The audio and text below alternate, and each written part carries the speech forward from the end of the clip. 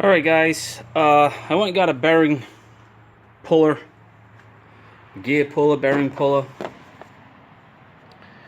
and it's a Harbor Freight jobber, but I started to pull on it. I have a socket that's just the right diameter of the shaft that the bearing sits on. As you can see, the cage is starting to really come off, so I think I have to cut this cage. I thought I was going to be able to get it off. I might add a little heat to it and see if that helps. Just put a little heat on the bearing and maybe a couple more turns of this setup and it'll work. I'll recenter it, and but it's proving to be difficult, so I might have to cut this cage and get all these rollers out of there and try to grab right this collar right here with this thing. So we're gonna loosen it up. I'm gonna try to recenter it and recenter the socket. It's like not quite overhanging, but it's close to the edge, so I'm gonna try to recenter it and give it another with some heat and see if that helps. All right, I'll bring you back in a second. Okay, I had to cut the cage off and get all the rollers out. So now I'm just gonna try to grab this shoulder now with this. It should straighten everything out because it was kind of doing this weird cupping thing, and the studs were coming up on the puller they were kind of leaning in towards each other, so maybe I can get a little better bite with this and get more of a straight pull up. So we're going to hook this thing up now and see how that goes. Bring you back in a second.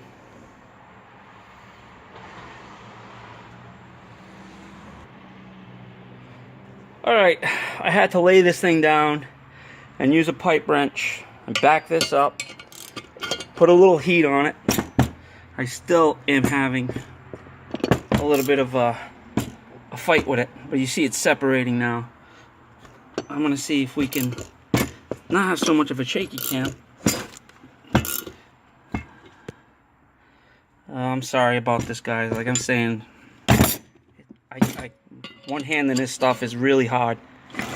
So you can see the bearing cone actually working itself off the shaft. It's a little dark, but I'm just gonna back this thing off and then we'll see how it goes when I get very to the very last little bit of it.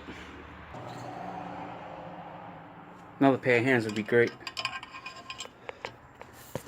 I don't know, there's no way I could do this, so I'm just gonna pop it off. I'll pop it off, and then, I mean, it's almost there, and we'll do the next one. Alright, see you in a bit. Alright, we got badness. We sheared the top of this bearing off twice. Broke once, then broke again. So what I'm doing is I'm making slots right down here low, and I'm gonna try to get a better bite down low, put some real good heat on it, and try to pop it off. So we'll see how that works out. Bring you back in a second. Very bad, very bad.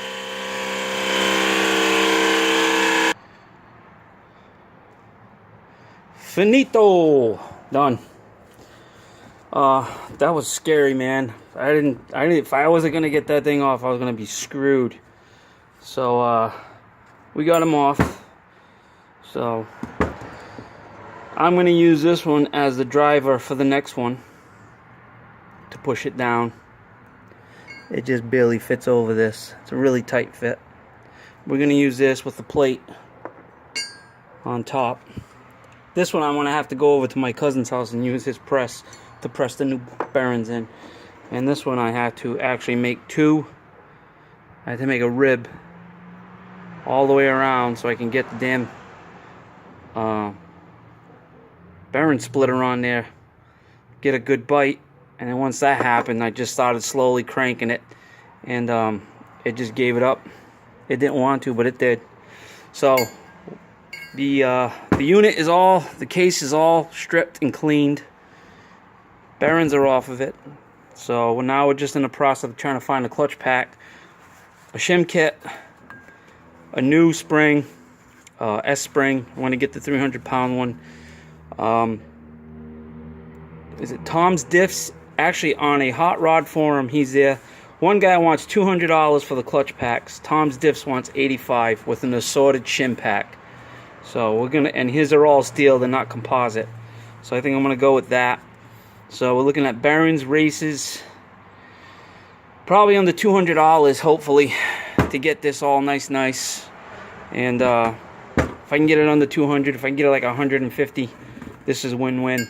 But I'm still going to go up there with Anthony. I do have a wagon. I'm going to bring the wagon with me. And still, if they have a rear end up there, I'll do that. Grab a rear end if they do, if they don't. But I definitely going to check for a ring and pinion if they have one for an 8.5. 373, 355 if they have something. I don't want to go too steep. So this is Mark from the second gen. We had it together. We took it apart. We took more stuff off of it. The actual put back, I think, is going to be pretty easy. One thing I noticed is that it's almost as if they don't want you to rebuild these. They want you to buy a whole new unit. And everybody I've talked to and spoken with, they're all like, oh, we carry the whole thing, we carry the whole thing, we carry the whole thing. But I don't want the whole thing. And since this is the S-style spring, this is the older style.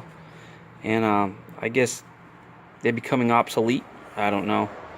But, I don't know. I just wanted to give it a go and see how it worked out. So, curiosity killed the Mark.